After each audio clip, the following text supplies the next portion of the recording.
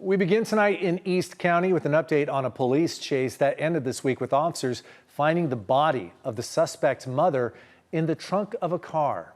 Good evening and thank you for joining us. I'm Carla Chiquetto. I'm Marcella Lee. The 24-year-old suspect pleaded not guilty today to his mother's murder. But as CBS 8's David Godfredson reports, prosecutors say the man was seen on surveillance video dragging his mother's body into the trunk of the car.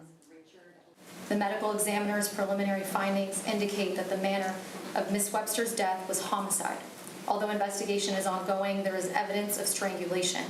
We only got a brief glimpse of 24-year-old Richard Leyva Friday in El Cajon court. The judge ordered us not to show his face in court, even though video of his arrest Tuesday night in El Cajon was widely broadcast. Leyva is charged with murdering his 51-year-old mother, Jamison Webster, as well as assault with a deadly weapon and felony evading arrest. We know that he murdered her on that night and that he disposed of her body in the back of the trunk of that vehicle, and then he evaded apprehension after the fact.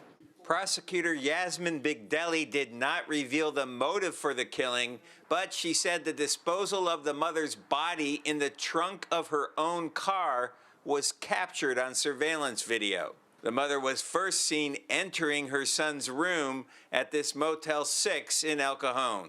The next time we see her is later that evening. He's dragging her by the ankles off the curb along the vehicle and puts her in the back of the trunk of the vehicle. He then goes into the Motel 6 room again.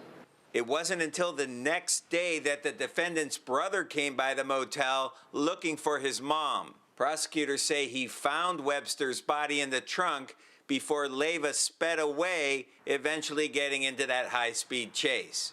The defendant drove against traffic multiple times, going the wrong way on the road. He failed to stop at red lights and went on and off multiple freeways.